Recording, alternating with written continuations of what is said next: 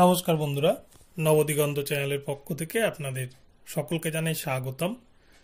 তো বন্ধুরা, এই মুহূর্তে আমি কলকাতা হাইকোর্টের পক্ষ থেকে আপনাদেরকে এমন একটি আপডেট দিতে চলেছি যা শুনলে কিন্তু আপনারা আঁতকে উঠবেন, অনেকে কিন্তু চমকে উঠবেন।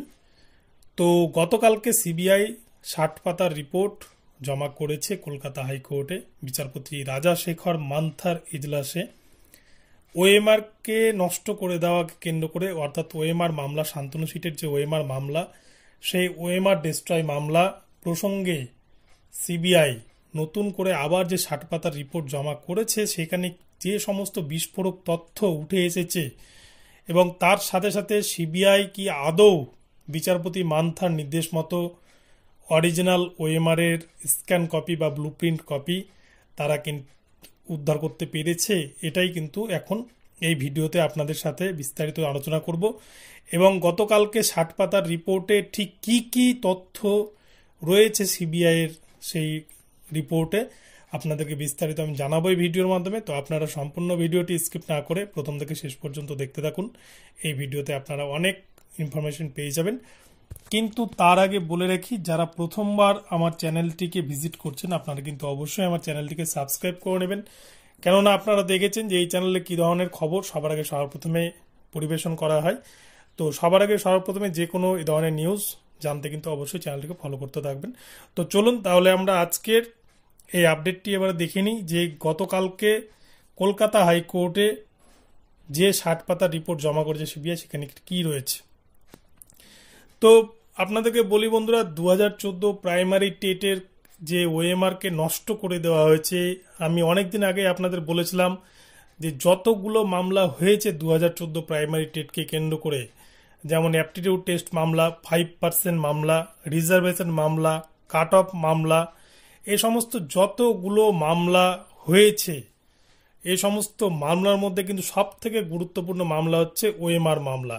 কেননা যে ওএমআর এর উপর ভিত্তি করে টিচারদের বা একজন ক্যান্ডিডেটকে চাকরি দেওয়া হয়, যেটা কিন্তু শিক্ষাগত তার যে শিক্ষক হওয়ার যোগ্যতার যে মানদণ্ড, সেটাই নির্ধারণ করে এই টেটের ওএমআর সিট। কিন্তু সেই টেটের ওএমআর সিটই প্রাইমারি বোর্ড তাদের কাছে রাখতে পারেনি, সেটাকে কিন্তু তারা নষ্ট করে ফেলেছে। তো এই ওএমআর মামলা কিন্তু যেভাবে মোড় নিচ্ছে, তাতে 60,000 শিক্ষকের চাকরি কিন্তু বর্তমানে ধোঁয়াশার মধ্যে রয়েছে। যদিও এই প্যানেলের মধ্যে অনেক যোগ্য ক্যান্ডিডেট রয়েছে যারা কিন্তু নিজের মেধায়, নিজের যোগ্যতায় চাকরিটি পেয়েছেন।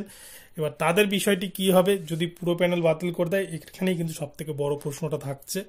কিন্তু আদালত পুরোপুরি জানিয়ে দিয়েছে যে তাদের পক্ষে চাল আর কাঁকড়কে আলাদা করা সম্ভব হচ্ছে না, যেহেতু পুরোটাই এমনভাবে তৈরি করেছে মানিক ভট্টাচার্য, তৎকালীন পর্ষদের চেয়ারম্যান।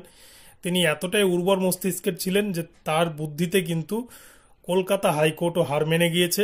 তো সেই জন্যই পুরো প্যানেল তারা কিন্তু বাতিল করে দেওয়ার হুঁশিয়ারি দিয়েছেন। আমরা এর আগেও শুনেছি প্রাক্তন বিচারপতি অভিজিৎ গঙ্গোপাধ্যায়ের মুখে, এবং তিনি বাতিলও করেছিলেন, রিপ্যানেল করার নির্দেশ দিয়েছিলেন 32,000 প্যানেলকে।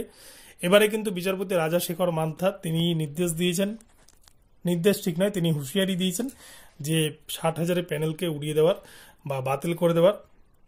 তো যাই হোক, গতকালকে লাস্ট দিন ছিল সিবিআইয়ের, যে তারা যে অরিজিনাল ওএমআর এর স্ক্যান কপি, ঠিক যেমন এসএসসির ক্ষেত্রে তারা উত্তরপ্রদেশের গাজিয়াবাদ থেকে উদ্ধার করে জমা দিয়েছিল, তো সেইভাবে তারা জমা দিতে পেরেছে কিনা, এটা সব থেকে বড় প্রশ্ন।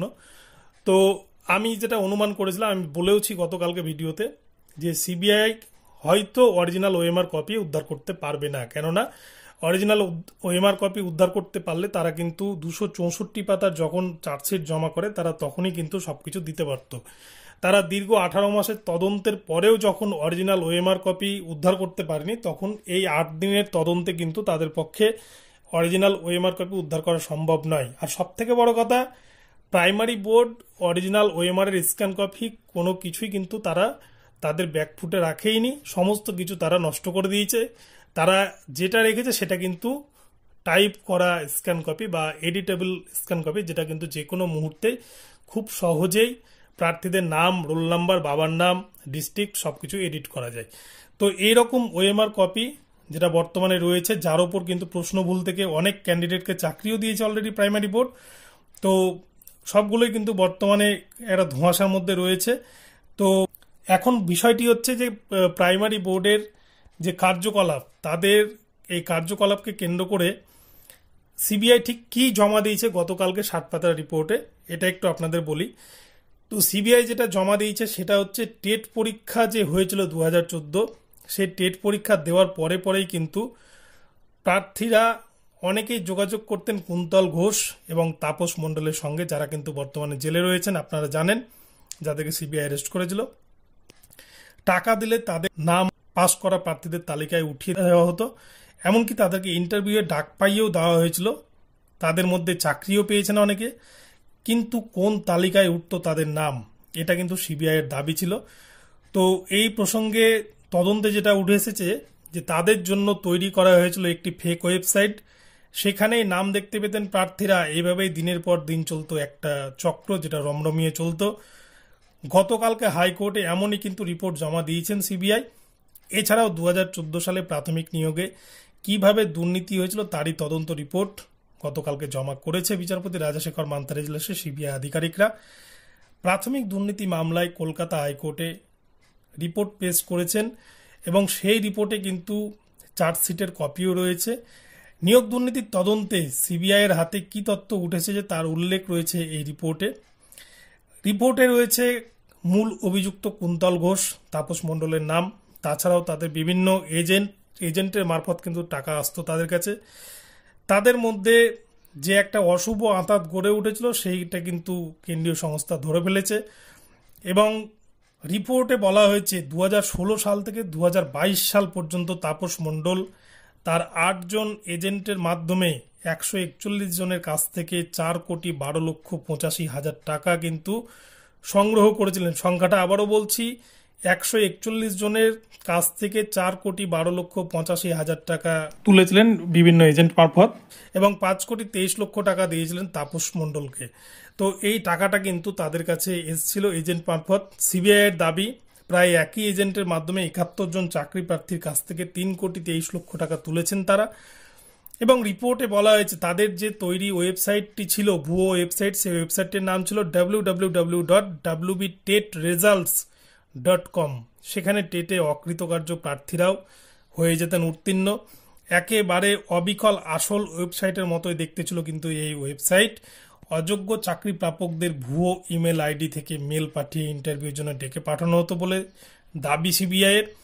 এবং এছাড়াও 2017 সালে 752 জন এমন চাকরি প্রার্থীর একটি তালিকা প্রকাশিত হয় যারা কেউই টেট পাস করেননি বলে কিন্তু অভিযোগ সিবিআইয়ের। আর এই 752 জনের মধ্যে 310 জনকে চাকরিও দেয় প্রাইমারি বোর্ড, অর্থাৎ টাকার সৌজন্যে ফেল করলেও কিন্তু মিলত চাকরি মানিক জমানায়।